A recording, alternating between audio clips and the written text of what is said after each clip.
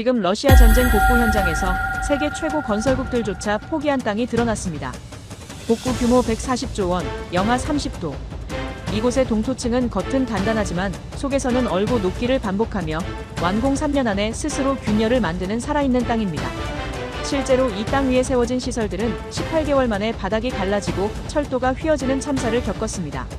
자신만만했던 유럽은 30개월 뒤 붕괴를 책임질 수 없다며 물러났고, 일본은 정리를 지키다 시간 앞에서 패배를 인정했습니다. 그런데 이 괴물 같은 땅을 이미 정복해온 나라가 있었습니다.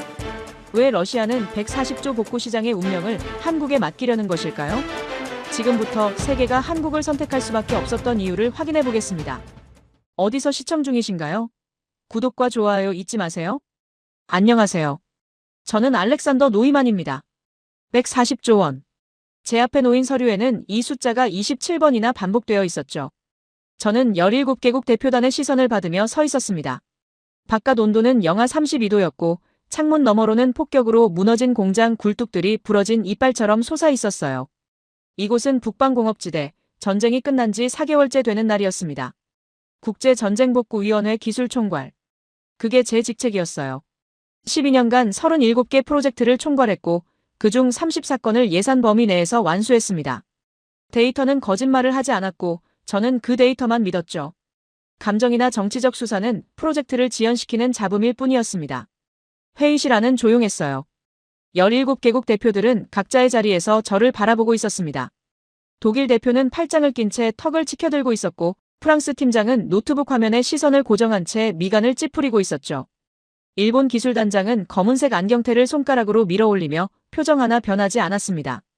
그리고 구석자리에 앉은 한국 엔지니어는 양손을 무릎 위에 얹은 채 아무 말도 하지 않고 있었어요. 저는 레이저 포인터를 들고 스크린을 향했습니다. 첫 번째 슬라이드가 투사되었어요. 붉은색 원 3개가 지도 위에 표시되어 있었고 그 안에는 완전히 파괴된 공장 단지들의 위성사진이 들어 있었습니다. 이번 프로젝트는 감정이 아니라 데이터로 판단할 것이라고 제가 말했죠. 목소리는 차갑게 유지했습니다. 대규모 재건 프로젝트로 폐허가 된 현장의 복구가 쉬운 건 아니라는 걸 모두 알고 있을 거라고 덧붙였어요. 이건 인도주의적 사업이 아니라 엔지니어링의 문제라고 강조했습니다. 독일 대표가 손을 들었어요. 그는 정치적 고려는 어떻게 할 것이냐고 물었습니다. 저는 레이저 포인터를 내려놓고 그를 똑바로 쳐다봤죠. 정치는 배제한다고 답했습니다. 이 자리는 각국의 정치적 이해관계를 조율하는 곳이 아니라 기술적 실현 가능성을 평가하는 자리라고 선을 그었어요. 프랑스 팀장이 끼어들었습니다. 그는 예산 분배 방식에 대해 질문했어요. 저는 스크린을 다음 슬라이드로 넘겼습니다. 140조 원은 3단계로 나뉘어 집행될 것이라고 설명했죠. 1단계는 기반 복구, 2단계는 구조물 재건, 3단계는 안정화 작업이었습니다. 각 단계마다 기술 검증을 거칠 것이고 통과하지 못하면 다음 단계로 넘어갈 수 없다고 못 박았어요. 일본 기술단장이 질문을 던졌습니다. 완공 기한은 얼마나 되느냐는 거였죠. 저는 24개월이라고 답했습니다. 그는 고개를 끄덕이며 가능한 일정이라고 중얼거렸어요. 하지만 저는 그의 눈빛에서 무언가 계산하는 기색을 읽었습니다. 일본 팀은 언제나 정밀함을 자랑했고 그들은 이미 머릿속으로 공정표를 그리고 있을 거예요. 회의는 3시간 동안 이어졌습니다. 저는 67장의 슬라이드를 넘기며 모든 질문에 답했어요. 예상 기온, 집안 조건, 물류 경로, 자재 조달 계획까지 빠짐없이 설명했습니다. 데이터는 완벽했고 계획은 치밀했죠. 제가 준비한 자료에는 구멍이 없었어요. 하지만 단 한 가지만 제외하고요. 회의가 끝나갈 무렵 구석에 앉아있던 한국 엔지니어가 처음으로 입을 열었습니다. 그는 조용한 목소리로 질문을 던졌어요. 완공 이후의 유지보수 계획은 어떻게 되느냐는 거였죠. 저는 잠시 말을 멈췄습니다. 유지보수는 발주처 측에서 담당할 사항이라고 답했어요. 그는 고개를 천천히 저었습니다. 아니, 그게 아니라 이 땅 자체에 대한 계획을 묻는 거라고 말했죠. 저는 무슨 뜻이냐고 되물었어요. 그는 잠시 침묵했습니다. 그리고는 이렇게 말했어요. 이 땅은 겨울에만 얼어있을 뿐, 내부는 계속 움직인다고요. 회의실이 순식간에 조용해졌습니다. 프랑스 팀장이 어이없다는 표정을 지었고 독일 대표는 피식 웃었어요. 저도 처음에는 무슨 소리인가 싶었죠. 땅이 움직인다니 그게 무슨 비과학적인 표현이냐고 생각했습니다. 하지만 한국 엔지니어는 표정 하나 바꾸지 않았어요. 그는 서류 가방에서 두꺼운 파일을 꺼냈습니다. 그 안에는 오래된 흑백 사진들과 손으로 쓴 관측 기록들이 빼곡히 들어있었죠. 그는 그걸 테이블 위에 조용히 올려놓았습니다. 저는 그 서류를 집어들었어요. 첫 페이지에는 30년 전 이곳에 세워졌던 소련 공장의 사진이 있었습니다. 완공 당시에는 멀쩡했던 건물이었죠. 하지만 18개월 뒤 찍힌 사진에서는 바닥 전체에 거미줄처럼 균열이 퍼져 있었어요. 3년 뒤 사진에서는 건물 한쪽이 완전히 기울어져 있었습니다. 다음 페이지에는 일본 기업이 1990년대에 세운 물류센터 사진이 있었어요. 역시 완공 24개월 만에 기초부터 갈라지기 시작했다는 기록이 첨부되어 있었습니다.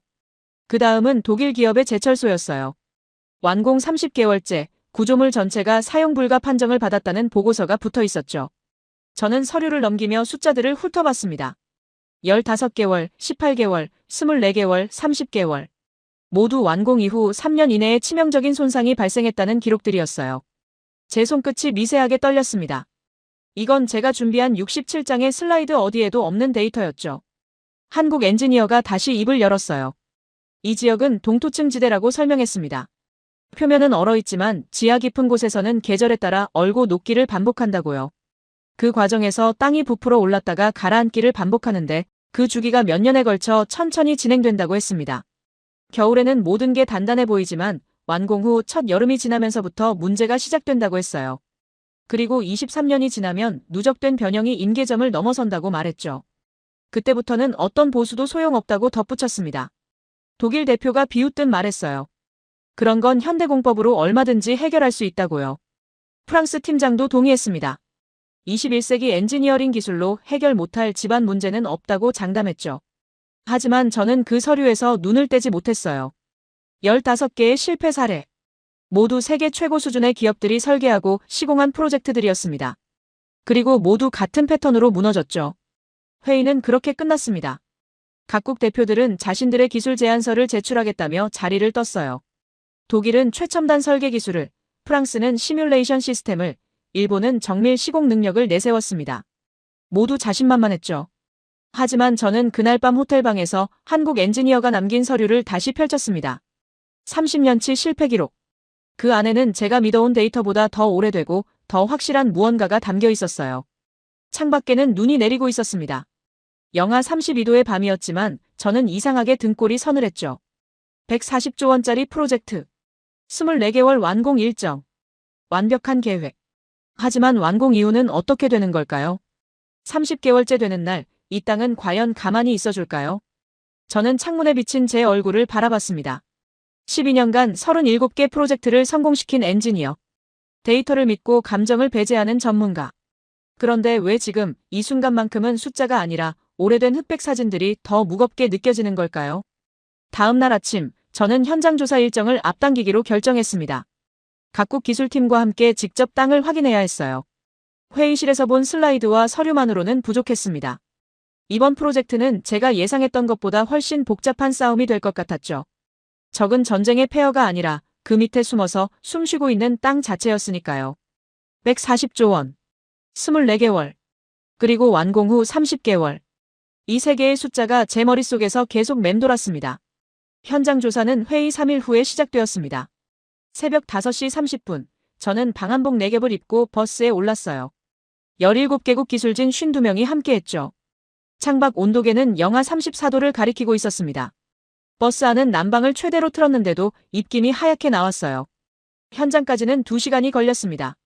포장도로가 끝나고 비포장길로 접어들자 버스가 심하게 흔들렸죠. 창밖으로는 무너진 송전탑들이 지나갔어요. 폭격으로 부러진 철근들이 얼음 기둥처럼 서 있었습니다. 오전 7시 47분, 우리는 첫 번째 조사 지점에 도착했어요.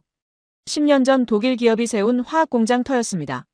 저는 버스에서 내리자마자 얼굴을 찌르는 한기를 느꼈죠. 눈을 뜨기조차 어려웠어요. 고글을 쓰고 장갑을 2겹 껴도 5분만 서 있으면 손끝이 감각을 잃었습니다. 한국 엔지니어가 앞장섰어요. 그는 두꺼운 방한복 안에서도 움직임이 자연스러웠습니다. 마치 이런 환경에 익숙한 사람처럼요. 그는 무너진 건물 잔해 사이로 걸어갔죠. 독일 대표가 따라가며 물었습니다. 이 공장이 무너진 게 전쟁 때문 아니냐고요. 한국 엔지니어는 고개를 저었어요. 이 건물은 전쟁 5년 전에 이미 폐쇄되었다고 답했습니다.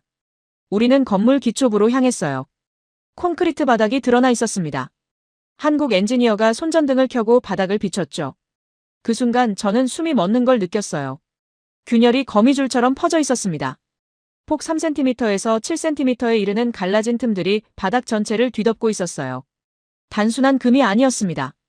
어떤 부분은 완전히 들뜬 채로 솟아올라 있었고 어떤 부분은 푹 꺼져 있었죠.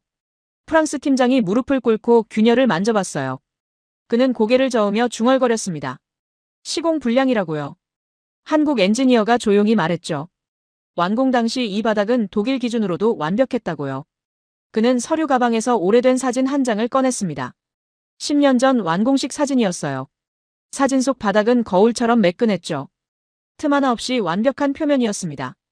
그런데 지금 우리 발밑에 있는 이 바닥은 마치 지진이라도 난 것처럼 갈라져 있었어요. 한국 엔지니어가 설명을 시작했습니다. 이 공장은 완공 후 18개월까지는 정상이었다고 했어요.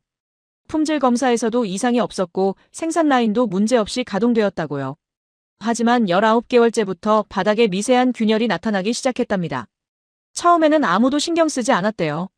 건물은 시간이 지나면 자연스럽게 균열이 생기니까요. 하지만 22개월째, 균열 폭이 1cm를 넘어섰습니다. 24개월째에는 3cm가 되었고요. 30개월째에는 생산 장비가 기울기 시작했답니다. 독일 기업은 긴급 보수에 들어갔어요. 균열을 메우고 바닥을 보강했죠. 하지만 6개월 뒤 보수한 부분 바로 옆에서 새로운 균열이 생겼습니다. 그리고 또 6개월 뒤 그 옆에서 또 생겼고요. 결국 완공 4년 만에 공장 전체가 폐쇄되었답니다. 일본 기술단장이 물었어요. 원인이 뭐냐고요? 한국 엔지니어는 바닥을 가리켰습니다. 땅이라고 답했죠. 저는 이해가 안 됐어요. 땅은 그냥 땅인데 어떻게 완공 후에 건물을 파괴할 수 있냐고 물었습니다. 한국 엔지니어가 저를 똑바로 쳐다봤어요. 그의 눈빛은 차가웠습니다. 이 땅은 얼어있지만 죽어있지 않다고 말했습니다. 우리는 두 번째 조사 지점으로 이동했어요. 15년 전 일본 기업이 세운 물류센터 터였습니다. 여기는 독일 공장보다 상태가 더 심각했죠. 건물 한쪽 벽이 완전히 무너져 있었고 바닥은 파도처럼 물결쳐 있었어요. 한국 엔지니어가 레이저 측정기를 꺼냈습니다. 바닥 높이를 측정하기 시작했죠. 숫자가 화면에 나타났어요. 서쪽 끝 바닥은 기준점보다 23cm 높았고 동쪽 끝은 19cm 낮았습니다.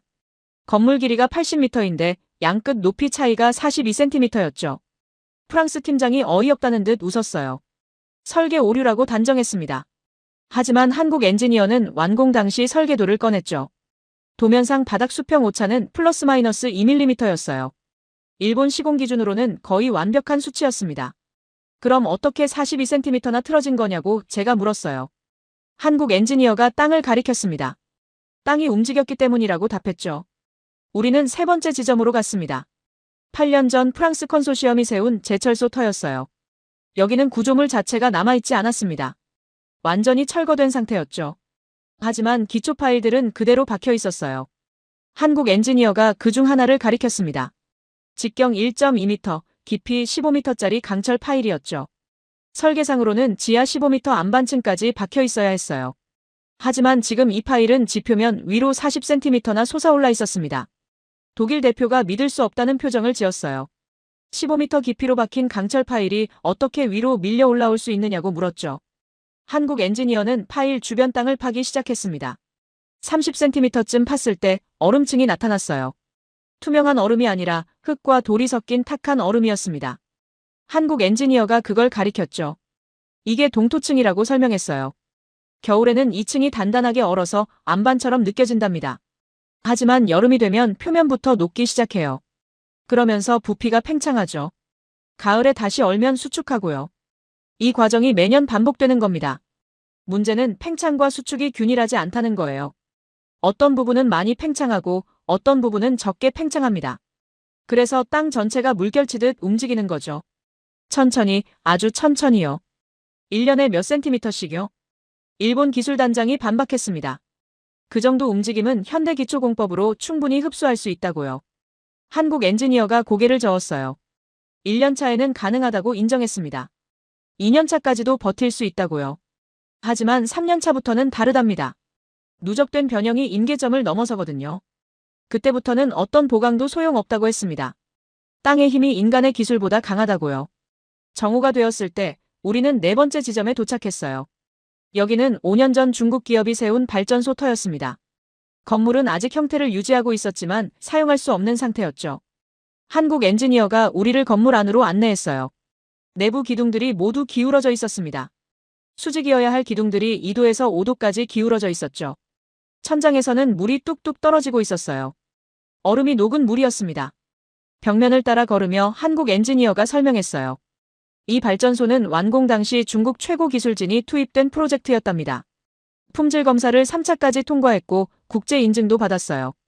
하지만 완공 24개월째 첫 번째 경고등이 켜졌답니다. 터빈 축이 0.3도 틀어진 게 감지되었대요. 미세한 각도였지만 고속 회전하는 터빈에게는 치명적이었죠. 긴급 정비에 들어갔지만 3개월 뒤 다시 틀어졌습니다. 결국 완공 30개월 만에 가동을 중단했답니다. 저는 기둥 하나를 만져봤어요. 차갑고 단단한 콘크리트였습니다. 겉보기에는 멀쩡했죠. 하지만 레이저 수평계로 재보니 2.3도 기울어져 있었어요. 육안으로는 알아채기 어려운 각도였지만 구조물에게는 치명적인 수치였습니다. 오후 3시 우리는 마지막 조사 지점에 섰어요. 넓은 평지였습니다. 아무것도 세워지지 않은 빈 땅이었죠. 한국 엔지니어가 이곳이 가장 중요한 장소라고 말했어요. 여기가 바로 140조 원짜리 프로젝트가 들어설 부지였습니다. 저는 주변을 둘러봤어요. 지평선까지 새하얀 눈으로 덮여 있었습니다. 바람 한 점 없이 고요했죠. 표면은 완벽하게 평평해 보였어요. 어디에도 위험의 흔적은 없었습니다. 하지만 한국 엔지니어는 무릎을 꿇고 눈을 파내기 시작했어요. 50cm쯤 팠을 때 그가 손을 멈췄습니다. 그리고 우리를 불렀죠. 얼음층이 드러나 있었어요. 하지만 평평한 층이 아니었습니다. 마치 파도가 얼어붙은 것처럼 물결 모양으로 굳어 있었죠. 한국 엔지니어가 말했어요. 이게 이 땅의 진짜 모습이라고요. 표면은 평평해 보이지만 지하에서는 계속 움직이고 있답니다. 지금 이 순간에도요. 우리가 보지 못할 뿐이죠. 1년에 3cm, 2년에 7cm, 3년이면 15cm씩 움직인답니다. 건물을 짓는 24개월 동안은 괜찮을 거라고 했어요. 땅이 얼어 있을 테니까요. 하지만 완공이 끝나는 순간부터 진짜 싸움이 시작된답니다. 저는 그 물결친 얼음층을 내려다봤어요. 영하 34도의 추위 속에서도 등골이 서늘해졌습니다. 이건 단순히 지반이 약한 게 아니었어요. 이 땅은 살아 움직이고 있었죠.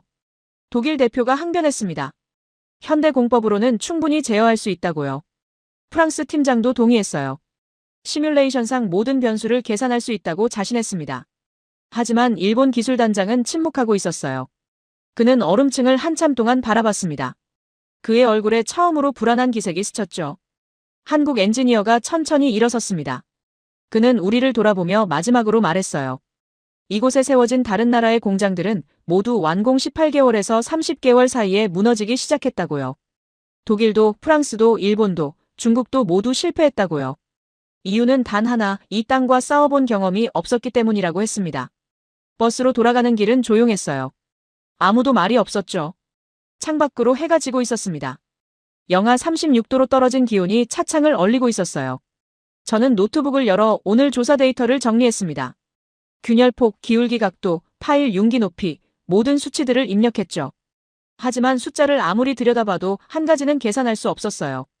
완공 후 30개월째, 이 땅은 우리에게 무엇을 할 것인가? 호텔에 도착했을 때는 밤 9시였습니다. 저는 방으로 들어가 창문을 열었어요. 차가운 공기가 얼굴을 때렸죠. 저 멀리 어둠 속에서 우리가 조사했던 폐허들이 보였습니다. 독일의 자신감, 프랑스의 이론, 일본의 정밀함, 중국의 규모. 모두 이 땅 앞에서는 무너졌어요. 그렇다면 이번에는 달라질 수 있을까요? 140조 원을 쏟아붓는다고 해서 이 살아 움직이는 땅을 이길 수 있을까요? 저는 오늘 본 물결친 얼음층을 떠올렸습니다. 평화롭게 보이지만 속으로는 끓어오르는 바다처럼 이 땅도 지금 이 순간 우리를 기다리고 있는 거겠죠. 완공이 끝나는 순간부터 공격이 시작될 거라는 그 말이 계속 귓가에 맴돌았습니다. 현장 조사가 끝나고 일주일이 지났습니다. 각국 기술팀은 제안서를 준비하기 시작했어요. 저에게는 14개 팀으로부터 사전 미팅 요청이 들어왔습니다. 모두 자신들의 기술력을 어필하고 싶어 했죠. 하지만 저는 공식 발표회까지 기다리기로 했어요. 개별 미팅은 공정성을 해칠 수 있었으니까요. 기술 제안 발표회가 시작되었습니다. 회의실에는 80명이 모였어요. 각국 대표단과 기술진들이 자리를 채웠습니다. 천장에 프로젝터 3대가 켜졌고 통역사 6명이 부스에 대기했죠. 저는 심사위원석 중앙에 앉아 노트북을 열었어요. 평가 기준표가 화면에 떠올랐습니다. 첫 번째 발표는 유럽 컨소시엄이었습니다. 독일, 프랑스, 네덜란드가 연합한 팀이었어요. 독일 대표가 단상에 올랐습니다. 그는 검은색 정장에 파란색 넥타이를 메고 있었죠. 손에는 레이저 포인터가 들려 있었어요. 스크린에 첫 화면이 떴습니다. 유럽 컨소시엄 로고 옆에 큰 글씨가 보였죠. 차세대 적응형 기초 시스템이라고 적혀 있었어요. 독일 대표가 입을 열었습니다. 목소리는 자신감으로 가득했죠. 그는 현장 조사 결과를 먼저 언급했어요. 동토층의 변형 문제를 정확히 파악했다고 말했습니다. 하지만 그건 해결 불가능한 문제가 아니라 적절한 기술 적용이 필요한 엔지니어링 과제라고 정의했죠. 다음 슬라이드로 넘어갔어요. 3D 모델링 영상이 재생되었습니다. 건물 기초부가 층층이 나뉘어 있는 구조였어요. 독일 대표가 설명했습니다. 이건 다층 완충 기초 시스템이라고요. 첫 번째 층은 지반과 직접 맞닿는 부분이었어요. 특수 폴리머 소재로 만들어진 완충재가 깔려 있었습니다. 땅이 움직이면 2층이 먼저 변형을 흡수한다고 했죠. 두 번째 층은 유압 조절 장치가 설치되어 있었어요.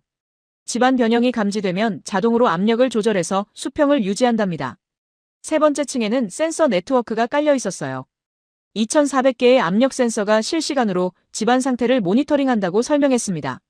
데이터는 중앙 컴퓨터로 전송되고 AI가 분석해서 위험을 예측한답니다. 저는 메모를 하면서 고개를 끄덕였어요. 이론적으로는 완벽했습니다. 센서, 완충제, 유압장치가 3중으로 안전망을 구성하는 시스템이었죠. 프랑스 팀장이 단상에 합류했습니다. 그는 노트북을 열고 시뮬레이션 결과를 보여줬어요. 화면에는 복잡한 그래프들이 나타났습니다. 그는 이 시스템을 50가지 시나리오로 검증했다고 말했죠. 시나리오 1번, 지반이 연간 5cm 상승하는 경우. 시뮬레이션 결과 유압 시스템이 자동 조절해서 오차 범위를 0.3mm 이내로 유지했답니다. 시나리오 2번, 지반이 부분적으로 침하하는 경우. 완충제가 압력을 분산시켜서 구조물에는 영향이 없었다고 했어요. 시나리오 15번까지 설명이 이어졌습니다. 모든 경우에서 시스템은 안정적으로 작동했어요. 그래프의 선들은 모두 안전 범위 안에 머물러 있었죠. 프랑스 팀장이 자신있게 말했습니다. 시뮬레이션상 모든 조건은 안정 범위 내라고요. 네덜란드 엔지니어가 세 번째로 발표했어요. 그는 실제 적용 사례를 소개했습니다. 네덜란드 로테르담 항구에 이 기술의 초기 버전이 적용되었다고 했죠. 해저 지반이 약한 곳에 세운 물류센터였어요. 스크린에 건물 사진이 나타났습니다. 8년 전 완공된 건물이었는데 지금도 정상 가동 중이라고 했어요. 연간 침하량이 3cm였지만 완충 시스템이 모두 흡수해서 구조물은 무사하다고 설명했습니다. 저는 질문을 던졌어요. 로테르담과 이곳의 환경 차이는 어떻게 보완할 것이냐고요. 네덜란드 엔지니어가 즉시 답했습니다. 온도 변수를 추가했다고요. 영하 40도까지 작동 가능한 특수 유압류를 개발했고 센서도 극저온용으로 교체했다고 했어요. 독일 대표가 다시 단상 앞으로 나왔습니다. 그는 공사 일정표를 펼쳤어요. 24개월 완공 일정을 정확히 맞출 수 있다고 장담했습니다. 1단계 6개월, 2단계 10개월, 3단계 8개월로 나눠서 진행한다고 했죠. 각 단계마다 품질 검증 포인트를 설정했다고 설명했어요. 독일식 품질 관리 시스템을 적용한다고 했습니다. 자재 검수부터 시공 과정, 완공 후 테스트까지 273개 체크 포인트가 있다고 했죠. 비용 견적도 제시했어요. 총 142조 원이었습니다. 당초 예산보다 2조 원 높았지만 첨단 시스템 도입 비용을 감안하면 합리적이라고 설명했죠. 그는 이 2조 원이 향후 30년간 유지보수 비용을 절감시킬 거라고 강조했어요. 일본 기술단장이 손을 들었습니다. 센서 2,400개를 누가 유지보수 하느냐고 물었어요. 독일 대표가 답했습니다. 원격 모니터링 시스템을 구축한다고요. 유럽 본사에서 실시간으로 모든 데이터를 확인할 수 있고 문제가 생기면 즉시 대응팀이 출동한다고 했습니다. 한국 엔지니어가 조용히 질문했어요. 센서가 고장나면 어떻게 하느냐고요. 독일 대표는 잠시 멈칫했습니다. 그리고는 센서 자체에도 이중화 시스템이 적용되어 있다고 답했죠. 하나가 고장나도 백업 센서가 작동한다고 했어요. 한국 엔지니어가 다시 물었습니다. 백업 센서도 고장나면요? 독일 대표의 표정이 굳었어요. 그는 두 센서가 동시에 고장날 확률은 0.003%라고 답했습니다. 통계적으로 무시 가능한 수준이라고 했죠. 저는 그 대화를 들으며 미묘한 감정을 느꼈어요. 독일 대표는 모든 질문에 숫자로 답하고 있었습니다. 확률, 퍼센트, 오차 범위. 마치 과거의 저를 보는 것 같았죠. 발표가 끝나고 질의응답 시간이 주어졌습니다. 저는 가장 중요한 질문을 던졌어요. 완공 후 30개월째 상황을 시뮬레이션 했느냐고요. 프랑스 팀장이 노트북을 조작했습니다. 새로운 그래프가 나타났어요. 30개월 시점의 예측 데이터였습니다. 그래프는 여전히 안전 범위 안에 있었죠. 그는 자신있게 말했어요. 30개월은 물론이고 60개월까지도 안정적이라고요. 저는 한 가지 더 물었습니다. 과거 이곳에서 실패한 프로젝트들도 완공 당시에는 안정적이었다고 지적했어요. 문제는 예측하지 못한 변수에서 발생했다고 말했죠. 유럽 시스템은 예측 불가능한 변수에 어떻게 대응하느냐고 물었습니다.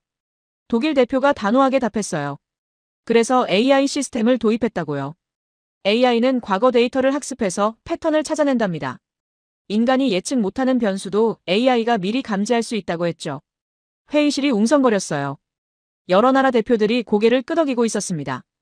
유럽의 제안은 확실히 인상적이었어요. 최첨단 기술, 완벽한 시뮬레이션, 실제 적용 사례까지 모두 갖추고 있었죠. 저는 평가표에 점수를 입력했습니다. 기술력 9점, 실현 가능성 8점, 비용 합리성 7점. 높은 점수였어요. 하지만 완벽하지는 않았습니다. 뭔가 석연치 않은 느낌이 남아 있었죠.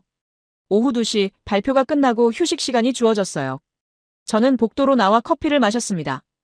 유럽 컨소시엄 팀원들이 모여서 이야기하고 있었어요. 그들의 얼굴에는 자신감이 가득했습니다. 독일 대표가 제게 다가왔어요. 그는 악수를 청하며 말했습니다. 이번 프로젝트는 유럽 기술의 우수성을 보여줄 기회라고요. 140조 원이라는 큰 시장이지만 기술력만 있다면 충분히 해낼 수 있다고 자신했죠. 저는 고개를 끄덕였어요. 하지만 속으로는 현장에서 봤던 물결친 얼음층이 떠올랐습니다. 독일 공장 바닥의 거미줄 균열, 일본 물류센터의 42cm 낙차, 프랑스 제철소의 솟아오른 파일. 그 모든 프로젝트도 완공 당시에는 완벽했어요. 설계도 완벽했고 시공도 완벽했고 검증도 완벽했죠. 하지만 땅은 기다렸습니다. 18개월, 24개월, 30개월을 기다렸다가 공격했어요. 유럽의 센서 2,400개와 AI 시스템이 과연 그 공격을 막아낼 수 있을까요? 아니면 또다시 같은 패턴으로 무너질까요? 회의실로 돌아가는 길에 저는 한국 엔지니어와 마주쳤습니다. 그는 창밖을 바라보고 있었어요. 저는 다가가서 물었죠. 유럽의 제안을 어떻게 보느냐고요. 그는 한참 동안 침묵했습니다. 그리고는 조용히 말했어요. 완벽한 이론이라고요. 하지만 이론은 이론일 뿐이라고 덧붙였습니다. 저는 무슨 뜻이냐고 물었어요. 그가 저를 돌아봤습니다. 그의 눈빛은 차분했지만 그 안에는 뭔가 깊은 확신이 담겨 있었어요. 땅은 이론대로 움직이지 않는다고 그가 말했습니다.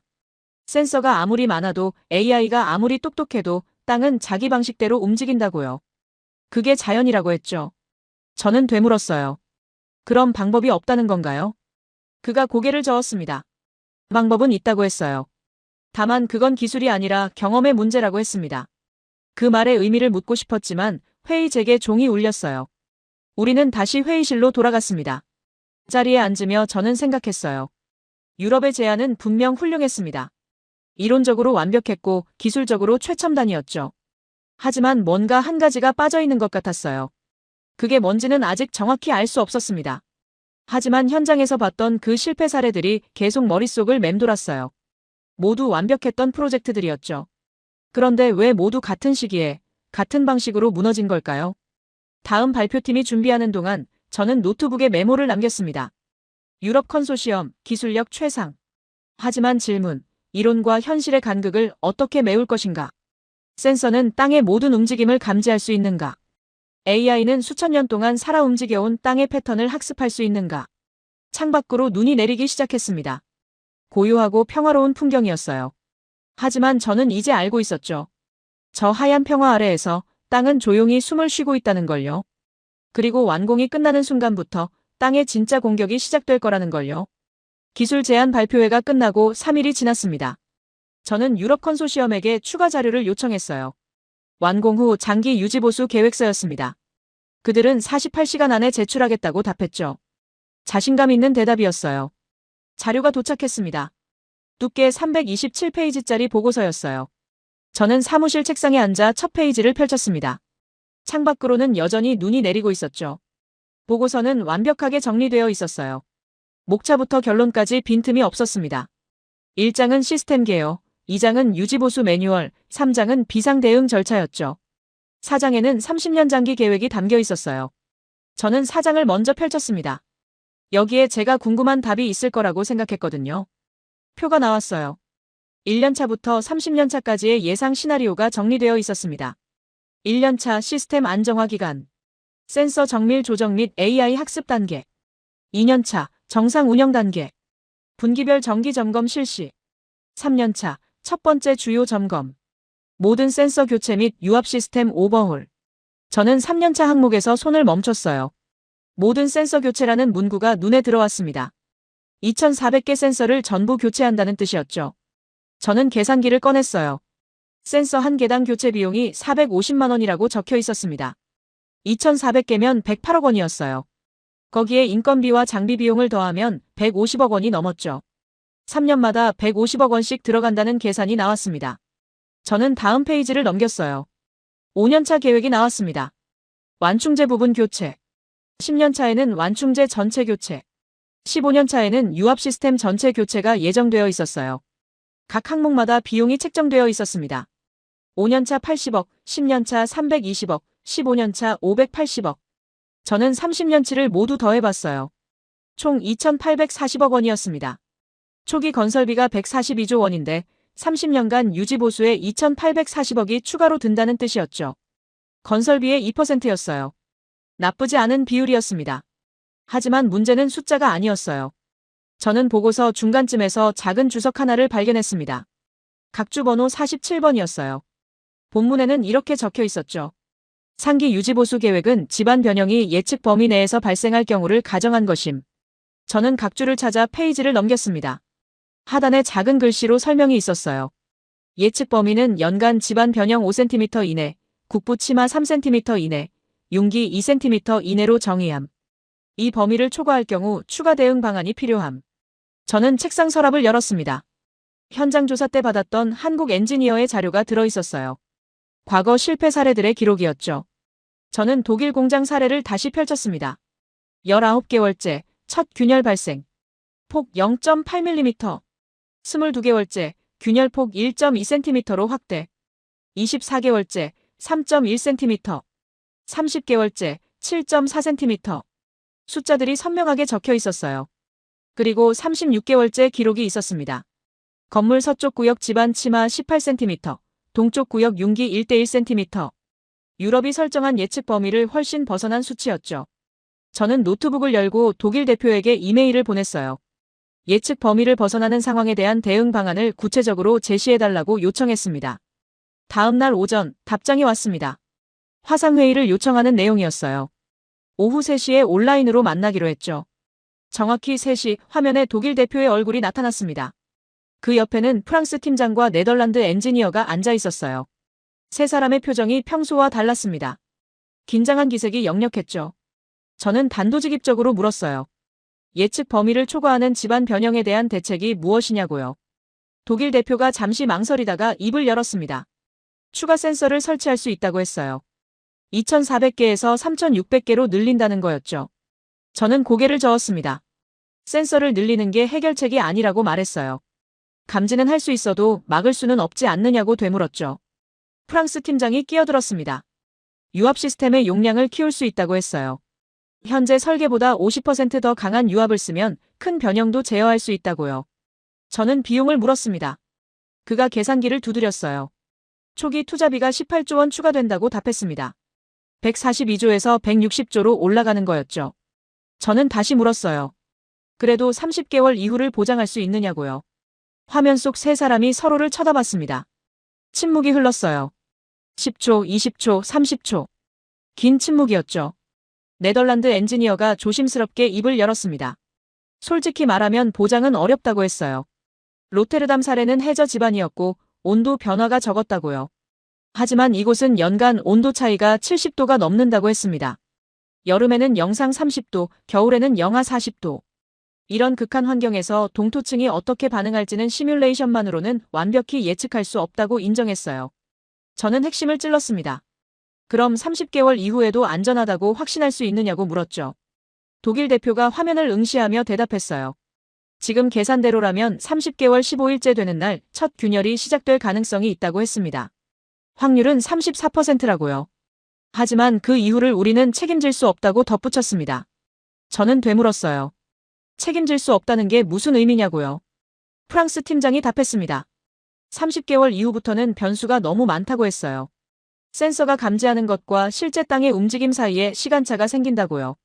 AI가 패턴을 학습하려면 최소 2년치 데이터가 필요한데 그 2년 동안 땅은 이미 임계점을 넘어설 수 있다고 했습니다. 그때부터는 사후 대응밖에 못한다고 인정했죠. 저는 책상 위에 자료를 집어들었어요. 과거 실패 사례들이었습니다. 모두 30개월 전후에 치명적인 손상이 발생했다고 말했죠. 유럽의 시스템도 결국 같은 패턴을 벗어날 수 없는 게 아니냐고 지적했어요. 독일 대표의 얼굴이 굳었습니다. 그는 한숨을 내쉬었어요. 그리고는 솔직하게 말했습니다. 우리가 할 수 있는 건 초기 24개월 동안 완벽하게 짓는 것뿐이라고요. 그 이유는 운영자의 관리 역량에 달렸다고 했습니다. 저는 고개를 저었어요. 140조 원을 투자하는 프로젝트인데 완공 2년 반 뒤부터는 운에 맡긴다는 건 말이 안 된다고 했죠. 발주처를 납득시킬 수 없는 답변이라고 지적했습니다. 화면 속 세 사람이 다시 침묵했어요. 이번에는 더 길었습니다. 1분이 넘게 아무도 입을 열지 않았죠. 프랑스 팀장이 조용히 말했습니다. 추가 연구가 필요하다고요. 6개월만 시간을 달라고 했어요. 그동안 더 정교한 시뮬레이션을 돌리고 전문가를 더 투입하겠다고 했습니다. 저는 거절했어요. 프로젝트 일정상 6개월을 기다릴 수 없다고 답했습니다. 그리고 더 중요한 건 6개월 더 연구한다고 해서 근본적인 문제가 해결되지는 않을 거라고 말했죠. 독일 대표가 화면에서 뒤로 물러났습니다. 그는 두 손으로 얼굴을 감쌌어요. 한참을 그렇게 있다가 고개를 들었습니다. 그의 눈빛에는 체념이 담겨 있었어요. 그가 말했습니다. 우리가 과신했다고요. 기술로 모든 걸 해결할 수 있다고 생각했다고 했어요. 하지만 이 땅은 우리가 상대해본 어떤 환경보다도 예측 불가능하다고 인정했습니다. 유럽 컨소시엄은 공식적으로 제안을 철회하겠다고 통보했어요. 책임질 수 없는 프로젝트를 억지로 따내는 건 유럽의 명예에 맞지 않는다고 했죠. 저는 그들의 결정을 존중한다고 답했습니다. 화상회의가 끝났어요. 저는 노트북을 닫고 창밖을 바라봤습니다. 눈은 여전히 내리고 있었어요. 조용하고 평화로운 풍경이었죠. 하지만 이제 저는 알았습니다. 최첨단 기술도 완벽한 시뮬레이션도 2400개의 센서도 이 땅 앞에서는 무력할 수 있다는 걸요. 30개월 15일째부터 시작될 균열 앞에서는요. 유럽이 탈락했습니다. 기술력 최강의 팀이 스스로 물러난 거예요. 그들은 싸우기 전에 이미 질 수밖에 없다는 걸 깨달았던 겁니다. 남은 팀은 일본과 한국이었어요. 이제 진짜 싸움이 시작되는 거였죠. 유럽이 철회한 지 이틀이 지났습니다. 회의실 문이 열렸어요. 일본 기술단이 들어왔습니다. 12명이었죠. 일본 기술단장이 단상 앞으로 걸어 나왔습니다. 그는 검은색 안경테를 고쳐 쓰고 노트북을 펼쳤어요. 첫 슬라이드가 나타났어요. 제목은 간단했습니다. 정밀 시공 기반 동토층 대응 시스템. 화려한 그래픽도 없었고 복잡한 로고도 없었어요. 검은 바탕에 흰 글씨만 있었죠. 일본 기술단장이 입을 열었습니다. 우리는 유럽 컨소시엄의 발표를 주의 깊게 들었다고 말했습니다. 훌륭한 이론이었다고 인정했죠. 하지만 한 가지 간과한 부분이 있다고 지적했어요. 그는 다음 슬라이드로 넘어갔습니다. 사진 한 장이 나타났어요. 콘크리트 표면을 극도로 확대한 이미지였습니다. 미세한 구멍들과 요철이 보였죠. 일본 기술단장이 설명했어요. 이게 일반적인 시공 품질이라고 했습니다. 육안으로는 매끄러워 보이지만 현미경으로 보면 불규칙하다고요. 이 불규칙함이 문제의 시작이라고 말했죠. 땅에 압력이 가해질 때 이 작은 구멍들부터 균열이 생긴다고 설명했어요. 저는 고개를 끄덕였습니다. 이해가 되는 설명이었어요. 다음 슬라이드에는 또 다른 사진이 나왔어요. 역시 콘크리트 표면이었지만 이번에는 거울처럼 매끄러웠습니다. 구멍도 없고 요철도 없었죠. 완벽한 평면이었어요. 일본 기술단장이 자랑스럽게 말했습니다. 이게 우리의 시공 품질이라고요. 표면 정밀도 0.01mm 단위로 관리한다고 했어요. 저는 놀라서 되물었습니다. 0.01mm요? 그가 고개를 끄덕였어요. 머리카락 굵기가 0.08mm라고 설명했습니다. 우리는 그것보다 8배 더 정밀하게 시공한다고요. 회의실이 웅성거렸어요. 다들 놀란 표정이었죠. 일본 엔지니어 한 명이 앞으로 나왔습니다. 그는 작은 상자를 들고 있었어요. 상자를 열자 금속 샘플 2개가 나왔습니다. 하나는 일반 시공, 하나는 일본식 정밀 시공이라고 했죠. 그는 두 샘플을 테이블 위에 놓고 레이저 측정기를 가져왔어요. 첫 번째 샘플을 측정했습니다. 화면의 숫자들이 빠르게 바뀌었어요. 최대 편차 0.23mm, 평균 편차 0.15mm였습니다. 두 번째 샘플을 측정했어요. 숫자들이 거의 움직이지 않았습니다. 최대 편차 0.009mm, 평균 편차 0.004mm. 저는 숨을 삼켰어요. 이건 단순한 기술이 아니라 예술에 가까웠죠. 일본 기술단장이 계속 설명했습니다. 정밀함은 단순히 완벽을 추구하는 게 아니라고 했어요. 동토층이 압력을 가할 때 그 압력이 구조물 전체에 균등하게 분산되게 만드는 거라고요. 만약 표면이 불규칙하면 압력이 한 곳에 집중된다고 했습니다. 그는 비유를 들었어요. 얼음 위에 뾰족한 송곳을 놓으면 금방 뚫린다고요. 하지만 넓은 판을 놓으면 오래 버틴다고 했습니다.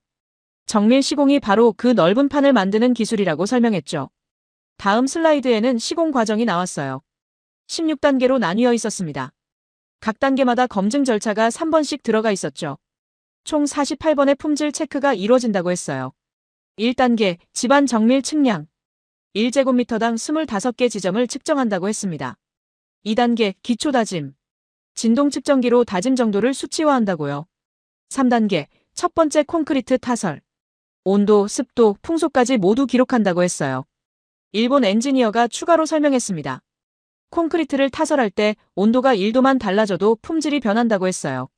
그래서 현장에 임시 비닐하우스를 설치하고 내부 온도를 일정하게 유지한다고요. 영하 30도 외부 환경에서도 작업 공간만큼은 영상 15도를 유지한다고 했습니다.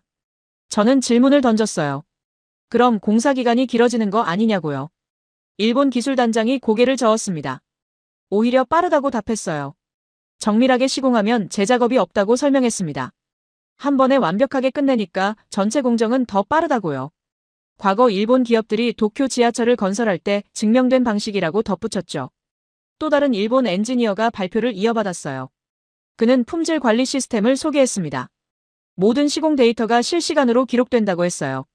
어느 지점에, 언제, 누가, 어떤 조건에서 작업했는지 모두 남는다고요. 만약 나중에 문제가 생기면 그 지점의 시공 기록을 즉시 확인할 수 있다고 했습니다. 정확히 어느 단계에서 무엇이 잘못되었는지 추적 가능하다고요. 그래서 빠르게 보수할 수 있다고 자신했죠. 저는 메모를 하며 감탄했어요. 유럽은 센서와 AI로 땅을 감시하려 했다면 일본은 시공 자체를 완벽하게 만들어서 땅의 공격을 버티겠다는 전략이었습니다. 접근 방식이 완전히 달랐죠. 일본 기술단장이 마지막 슬라이드를 펼쳤어요. 품질 보증서라는 제목이 붙어 있었습니다. 그는 선언하듯 말했어요.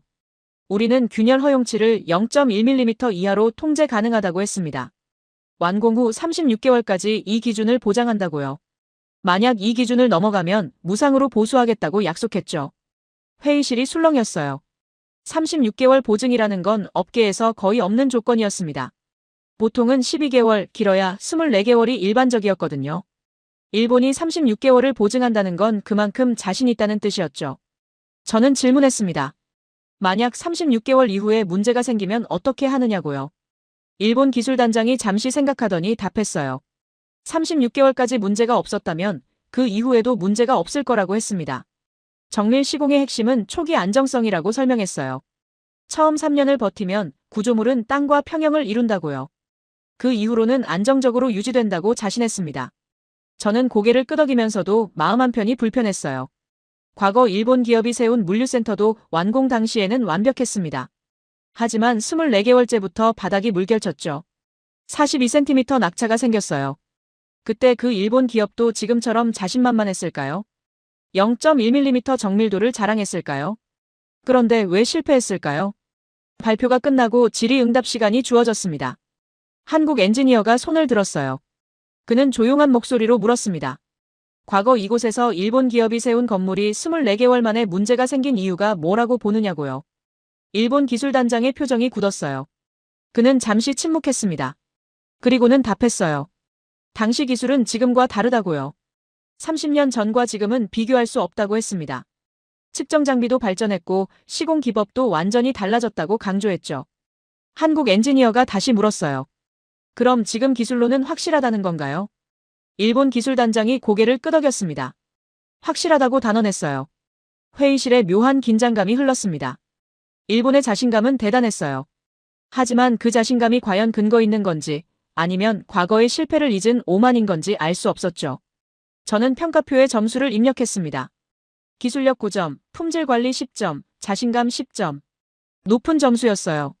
하지만 한 가지 항목에서는 점수를 주지 못했습니다. 장기 안정성 검증. 이 부분은 아직 판단할 수 없었어요. 회의가 끝나고 복도에 나왔을 때 일본 기술 단원들이 모여서 이야기하고 있었어요. 그들의 얼굴에는 자부심이 가득했습니다. 누군가 웃으며 말했어요. 이번 프로젝트는 우리 거라고요. 저는 그들을 지나쳐 걸으며 생각했어요. 정밀함은 분명 무기였습니다. 0.1mm 오차 관리는 놀라운 기술이었죠. 하지만 과연 그것만으로 충분할까요?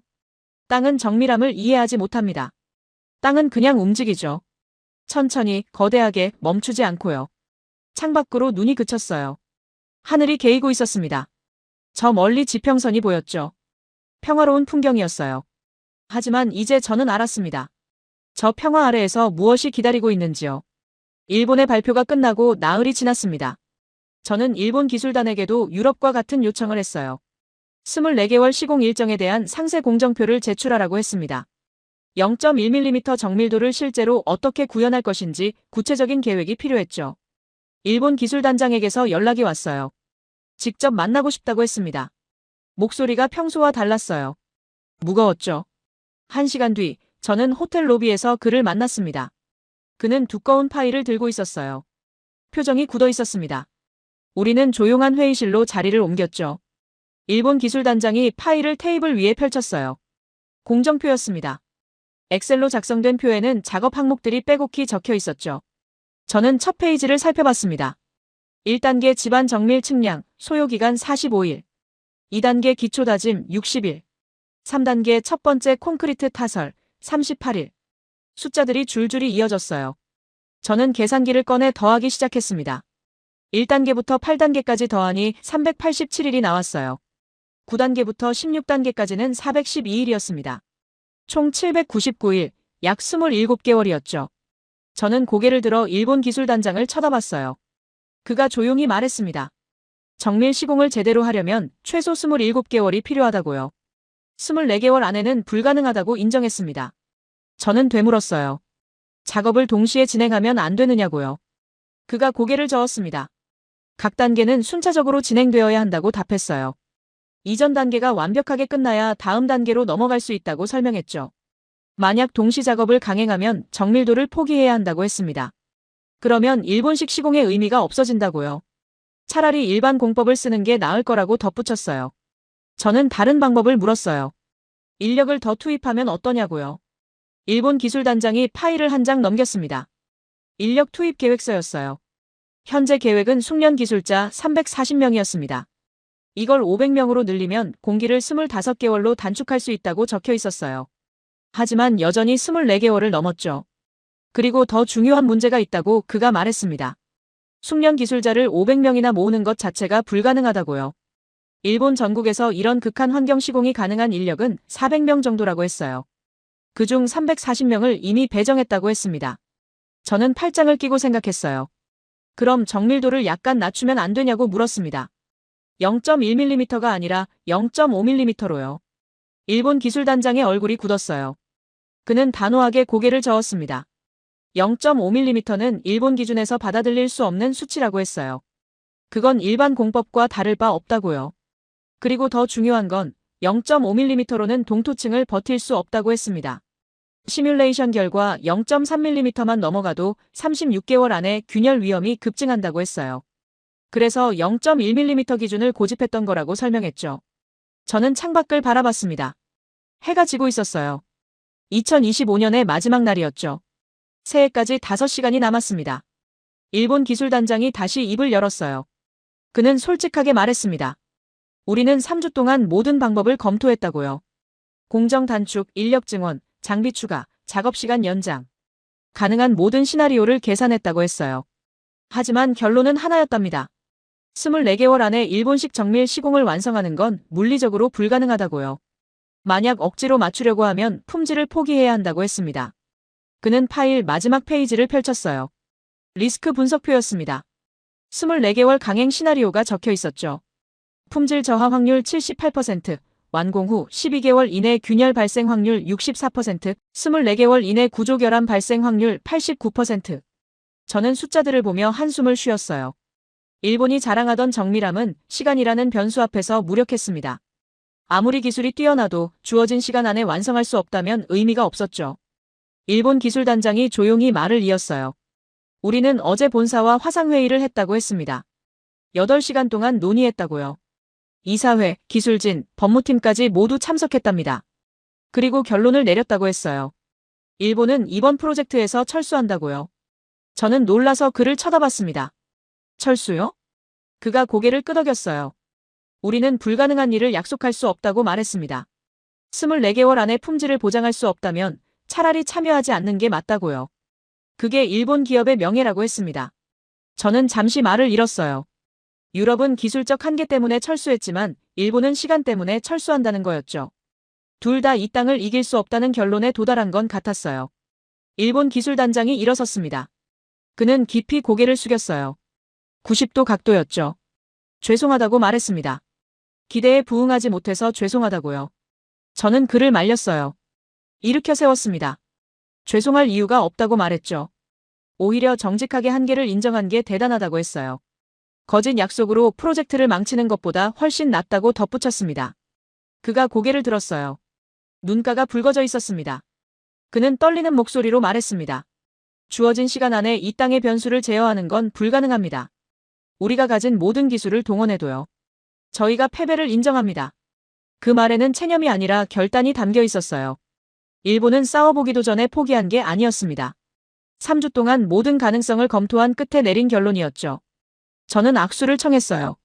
일본 기술단장이 제 손을 잡았습니다. 그의 손은 차가웠지만 악력은 강했어요. 우리는 잠시 말없이 서 있었습니다. 그가 마지막으로 말했어요. 한국팀에게 조언 하나 해도 되겠냐고요. 저는 고개를 끄덕였습니다. 그는 진지하게 말했습니다. 정밀함만으로는 안 된다고요. 속도만으로도 안 된다고요. 이 땅을 상대하려면 완전히 다른 접근이 필요하다고 했어요. 그게 뭔지는 자기도 모르겠지만 분명 지금까지와는 다른 무언가일 거라고 했습니다. 저는 그 말을 곱씹으며 고개를 끄덕였어요. 일본 기술단장이 파일을 챙겨 들고 문을 향해 걸었습니다. 문을 열기 전에 그가 돌아봤어요. 행운을 빈다고 말했습니다. 누가 이 프로젝트를 맡든 정말 행운이 필요할 거라고요. 그리고는 문을 열고 나갔죠. 저는 혼자 회의실에 남았어요. 테이블 위에는 일본이 남긴 공정표가 펼쳐져 있었습니다. 799일, 27개월, 24개월보다 3개월 긴 시간이었죠. 단 3개월 차이였어요. 하지만 그 3개월이 일본을 탈락시켰습니다. 정밀함을 포기하느냐, 일정을 포기하느냐. 일본은 일정을 포기할 수 없었고 정밀함도 포기할 수 없었어요. 그래서 스스로 물러난 거였죠. 창밖으로 불꽃놀이가 터졌습니다. 새해가 밝았어요. 2026년 1월 1일이었죠. 하지만 축제 분위기는 이 회의실까지 닿지 않았습니다. 저는 노트북을 열고 현황을 정리했어요. 유럽 탈락, 일본 탈락. 이제 남은 건 한국뿐이었습니다. 17개국이 모였던 프로젝트였어요. 기술력 최강 유럽, 정밀도 최강 일본. 둘 다 스스로 한계를 인정하고 물러났죠. 그럼 한국은 어떻게 다를까요? 저는 한국 엔지니어가 현장에서 했던 말을 떠올렸습니다. 이 땅, 처음이 아니라는 그 말. 무슨 의미였을까요? 새해 첫날, 저는 결정을 내렸어요. 내일 한국팀과 최종 미팅을 하기로 했습니다. 이제 선택지는 하나뿐이었으니까요. 저는 회의실로 들어갔습니다. 한국 엔지니어 한 명이 앉아 있었어요. 다른 팀들은 10명 이상씩 왔었는데 한국은 딱 한 명이었죠. 그는 노트 한 권과 펜 한 자루만 가지고 있었습니다. 노트북도 없었고 프로젝터도 준비하지 않았어요. 저는 자리에 앉으며 물었습니다. 발표 자료는 어디 있느냐고요? 한국 엔지니어가 조용히 답했어요. 없다고요. 보여드릴 게 아니라 말씀드릴 게 있다고 했습니다. 저는 미간을 찌푸렸어요. 140조 원 프로젝트인데 자료 하나 없이 어떻게 설명할 거냐고 물었죠. 그는 담담하게 말했습니다.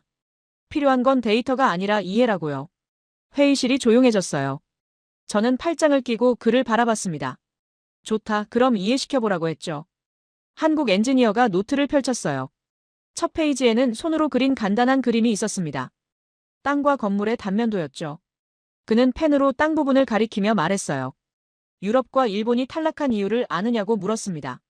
저는 답했어요. 유럽은 기술적 한계, 일본은 시간 부족이라고요. 한국 엔지니어가 고개를 저었습니다. 그게 아니라고 했어요. 진짜 이유는 접근 방식의 차이라고 말했죠. 유럽과 일본은 땅을 적으로 봤다고요. 이기려고 했다고 했습니다.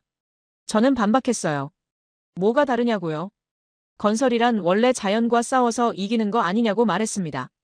한국 엔지니어가 잠시 침묵했어요. 그리고는 천천히 말을 이었습니다. 다른 나라들은 땅을 이기려 했습니다. 센서로 감시하고 정밀함으로 제압하려 했죠. 하지만 저희는 다르다고 했어요. 저희는 땅과 함께 살아가는 법을 배웠다고 말했습니다. 저는 냉소적으로 웃었어요. 함께 살아간다니 그게 무슨 시적인 표현이냐고 비꼬았습니다. 구체적인 공법을 물었죠. 한국 엔지니어는 표정 하나 바꾸지 않았어요. 그는 노트 다음 페이지를 넘겼습니다. 낡은 사진 한 장이 붙어 있었어요. 1970년대 흑백 사진이었죠. 바다 한가운데 교각을 세우는 장면이었습니다. 이게 뭐냐고 제가 물었어요. 한국 엔지니어가 답했습니다. 서해대교 건설 현장이라고요. 50년 전 사진이라고 했어요. 그는 설명했습니다. 서해는 조수간만의 차가 9m가 넘는다고요. 썰물 때와 밀물 때 바닥이 완전히 달라진다고 했어요. 게다가 바닥은 뻘이었죠. 고정된 기초를 세울 수 없는 환경이었답니다. 유럽 기업들이 먼저 도전했대요. 하지만 모두 실패했답니다. 기초가 뻘 속으로 가라앉았고 조류가 구조물을 밀어냈죠. 그들은 바다를 고정시키려 했지만 바다는 고정되지 않았어요. 그래서 한국은 다른 방법을 택했답니다. 바다를 고정시키는 게 아니라 바다의 움직임을 받아들이는 거였죠. 유동식 기초라는 걸 개발했대요. 조류가 밀면 함께 흔들리고 뻘이 가라앉으면 함께 내려가는 구조였습니다. 저는 고개를 저었어요. 그건 몇십 년 전 당신들의 옛 기술 아니냐고 냉소했습니다. 지금은 2026년이라고요. 50년 전 기술로 140조 프로젝트를 하겠다는 거냐고 따졌죠. 한국 엔지니어가 처음으로 미소를 지었어요. 아주 희미한 미소였지만요. 그는 조용히 말했습니다. 기술은 옛 것이 아니라고요. 경험이라고 했어요. 그는 다음 페이지를 넘겼습니다. 또 다른 사진이 나왔어요. 이번에는 1980년대 컬러 사진이었습니다. 산비탈에 세워진 아파트 단지였죠. 이건 부산 해운대라고 했어요. 경사 38도 산비탈에 세운 건물이라고 설명했습니다. 집안이 계속 미끄러지는 곳이었대요. 비만 오면 산사태 위험이 있었답니다. 다른 나라 기업들은 산을 깎아서 평지로 만들려 했대요. 하지만 그러면 산 전체가 무너질 위험이 있었죠. 그래서 한국은 산의 경사를 그대로 두고 그 위에 건물을 올렸답니다. 기초를 땅속 깊이 박는 게 아니라 표면에 넓게 펼쳤대요. 마치 스키를 쉬는 것처럼요. 무게를 분산시켜서 땅이 미끄러져도 건물은 함께 움직이게 만들었답니다. 40년이 지났지만 아직도 멀쩡하다고 했어요. 저는 메모를 하며 생각했어요. 흥미롭긴 했습니다. 하지만 여전히 의문이었죠. 과거 사례가 지금 동토층에도 통할까요? 한국 엔지니어가 세 번째 페이지를 펼쳤어요. 최근 사진이었습니다. 인천공항 J터미널이라고 적혀 있었죠. 2018년 완공 사진이었어요. 이 공항은 바다를 메워서 만들었다고 설명했습니다. 인공 매립지였죠. 땅이 계속 가라앉는 곳이었대요. 연간 24cm씩 침하가 진행된다고 했어요. 하지만 공항은 멀쩡하답니다. 8년이 지났지만 균열 하나 없다고 했죠. 비결이 뭐냐고 제가 물었어요. 한국 엔지니어가 답했습니다. 저희는 땅이 가라앉는 걸 막으려 하지 않았다고요. 대신 건물 전체가 균등하게 가라앉게 만들었답니다. 1200개 지점에 센서를 설치한 게 아니라 20개 구역으로 나눠서 각 구역이 독립적으로 움직이게 했대요. 한 구역이 3cm 가라앉으면 나머지 구역도 3cm 같이 내려가게 만들었답니다. 전체가 수평을 유지하면서 함께 움직이는 거죠. 마치 배가 파도 위에서 흔들리듯이요. 저는 노트를 응시했어요. 세 가지 사례가 하나의 패턴을 보여주고 있었습니다. 바다에서도 산비탈에서도 매립지에서도. 한국은 자연을 제압하지 않았어요. 함께 움직였죠. 한국 엔지니어가 마지막으로 말했습니다. 목소리에 확신이 담겨 있었어요. 바다 밑에서도 움직이는 집안 위에서도 저희는 그래왔습니다. 이 땅, 저희는 처음이 아닙니다. 그는 노트를 덮으며 덧붙였어요. 유럽의 센서 2,400개보다 중요한 게 있다고요. 50년간 축적된 기록이라고 했습니다.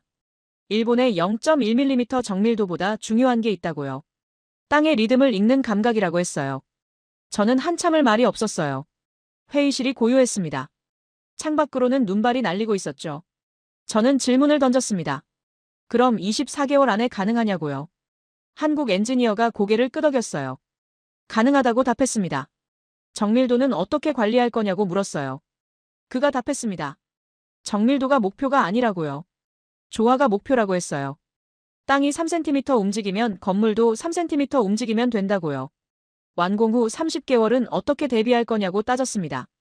그가 차분히 답했어요. 30개월째부터가 진짜 시작이라고요. 그때부터 땅과 건물이 서로를 알아가는 시기라고 했습니다. 저는 더 이상 물을 게 없었어요. 유럽처럼 화려한 기술도 없었고 일본처럼 완벽한 수치도 없었습니다. 하지만 한국에게는 다른 무언가가 있었어요. 50년의 기록. 바다와 산과 매립지에서 배운 경험. 자연을 적으로 보지 않고 동반자로 본 철학.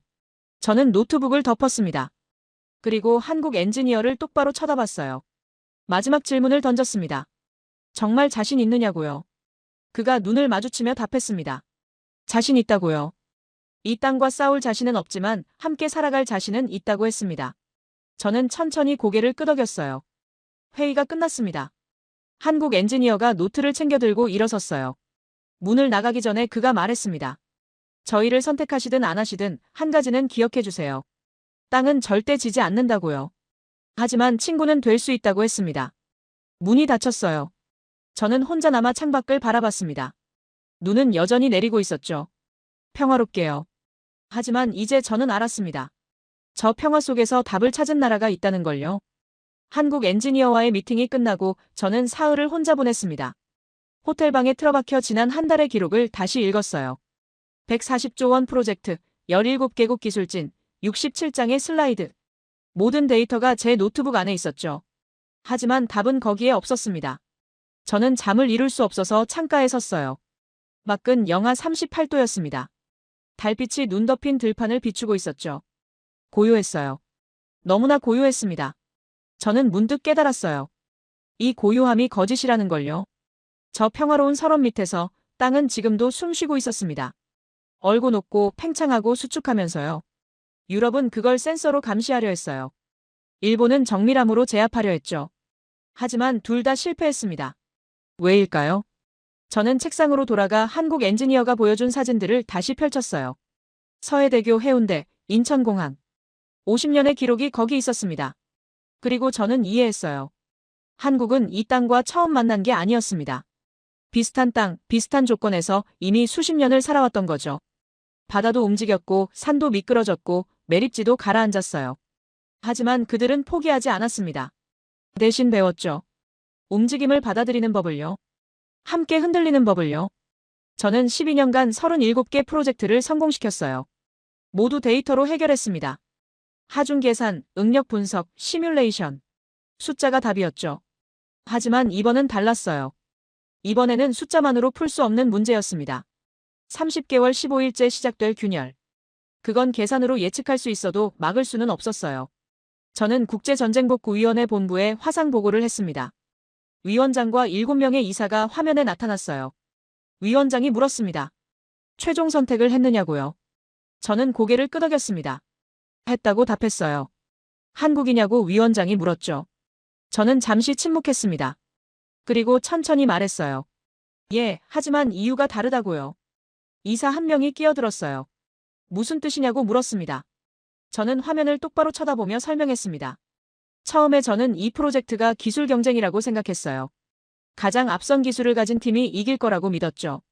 그래서 유럽의 센서 시스템에 감탄했고 일본의 정밀도에 놀랐습니다. 하지만 틀렸다고 말했어요. 이건 기술 경쟁이 아니었다고요. 그럼 뭐냐고 위원장이 물었습니다. 저는 깊이 숨을 들이마셨어요. 그리고 답했습니다. 이건 경험의 문제였다고요. 회의실이 조용해졌어요. 이사들이 서로를 쳐다봤습니다. 저는 계속 말을 이었어요. 유럽은 기술력이 최고였습니다. AI와 센서로 모든 걸 제어할 수 있다고 자신했죠. 하지만 30개월 이후를 책임질 수 없었어요. 시뮬레이션에 없는 변수를 만났을 때 그들에게는 대응할 방법이 없었습니다. 일본은 정밀도가 최고였어요. 0.1mm 오차 관리는 경이로운 기술이었죠. 하지만 24개월이라는 시간 안에 그 완벽함을 구현할 수 없었습니다. 그들은 품질을 포기할 수 없었고 결국 스스로 물러났어요. 그런데 한국은 달랐다고 말했습니다. 그들은 최첨단 기술도 없었고 완벽한 정밀도도 없었어요. 하지만 그들에게는 50년의 기록이 있었죠. 바다 밑에서 산비탈에서 매립지에서 움직이는 땅 위에서 건물을 세우고 유지해온 경험이요. 그 경험이 어떤 센서보다, 어떤 정밀도보다 강력했습니다. 이사 한 명이 반박했어요. 경험만으로 140조 프로젝트를 맡길 수는 없다고요. 구체적인 보증이 필요하다고 했습니다. 저는 고개를 저었어요. 보증은 유럽도 일본도 줄 수 없었다고 말했습니다. 아무도 30개월 이후를 장담하지 못했다고요. 하지만 한국만은 그 이후를 준비하고 있었다고 했어요. 30개월째부터가 시작이라는 그들의 말. 그건 자신감이 아니라 각오였습니다. 땅과 긴 싸움을 할 준비가 되어 있다는 뜻이었죠. 위원장이 마지막으로 물었어요. 개인적으로 확신하느냐고요. 저는 잠시 생각했습니다. 그리고 솔직하게 답했어요. 100% 확신은 없다고요. 하지만 이 프로젝트에서 100% 확신을 줄 수 있는 팀은 애초에 없었다고 했습니다. 동토층이라는 상대 앞에서는 누구도 완벽할 수 없었어요. 하지만 한 가지는 확신한다고 덧붙였습니다. 한국은 이 땅을 처음 상대하는 게 아니라고요. 그들은 이미 비슷한 땅들과 수십 년을 함께 살아왔다고요. 그 경험이 이번에도 길을 보여줄 거라고 믿는다고 말했어요. 화상회의가 끝났습니다. 최종 결정이 내려졌어요. 한국이 선정되었습니다. 플래시가 터졌어요. 기자들이 일제히 카메라를 들이댔습니다. 저는 준비한 원고를 펼쳤어요. 하지만 읽지 않았습니다. 대신 제 말로 이야기했어요. 이번 계약은 한국이 남아서 따낸 게 아니라고 말했습니다. 움직이는 땅 위에서 살아남은 유일한 나라였기 때문이라고요. 유럽의 센서 2,400개도 훌륭했고 일본의 0.1mm 정밀도도 경이로웠다고 인정했어요. 하지만 이 프로젝트에 필요한 건 최첨단 기술이 아니었다고 말했습니다. 필요했던 건 경험이었다고요. 바다가 밀어내도 무너지지 않는 법. 산이 미끄러져도 함께 내려가는 법. 땅이 가라앉아도 수평을 유지하는 법. 한국은 그 모든 걸 이미 해왔다고 설명했어요. 이것은 기술의 승리가 아니라고 선언했습니다. 인류가 땅과 싸워온 수천 년의 기록, 즉 경험의 승리라고 말했죠. 기자 한 명이 손을 들었어요. 그는 물었습니다. 그럼 한국은 이 프로젝트를 성공시킬 수 있다고 보느냐고요. 저는 잠시 망설였어요. 그리고 정직하게 답했습니다. 성공을 완공으로 정의한다면 24개월 안에 가능할 거라고 했어요. 하지만 진짜 성공은 그 이후라고요. 30개월, 60개월, 120개월. 그 긴 시간 동안 땅과 함께 살아가는 것. 그게 진짜 성공이라고 말했습니다. 그리고 한국은 그럴 준비가 되어 있다고 덧붙였어요. 왜냐하면 그들은 이미 해왔으니까요. 기자회견이 끝나고 저는 혼자 호텔로 돌아왔습니다. 창밖으로 해가 지고 있었어요. 붉은 노을이 눈 덮인 들판을 물들이고 있었죠. 저는 노트북을 열어 최종 보고서를 작성했습니다. 12년 경력의 기술 총괄로서 마지막 결론을 적었어요. 데이터는 중요합니다. 기술은 필수입니다. 하지만 그것만으로는 부족한 순간이 있습니다. 인간이 자연과 맞서온 긴 역사, 그 속에서 축적된 경험이 때로는 가장 강력한 무기가 됩니다. 한국의 선정은 단순한 계약이 아닙니다. 이것은 인류가 움직이는 땅 위에서 어떻게 살아남아야 하는지 그 오래된 지혜를 인정하는 결정입니다. 저는 보고서를 저장하고 창밖을 바라봤어요. 어둠이 내리고 있었습니다. 하지만 두렵지 않았어요.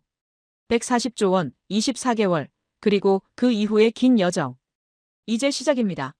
움직이는 땅과의 전쟁이 아니라 함께하는 삶이 시작되는 거죠.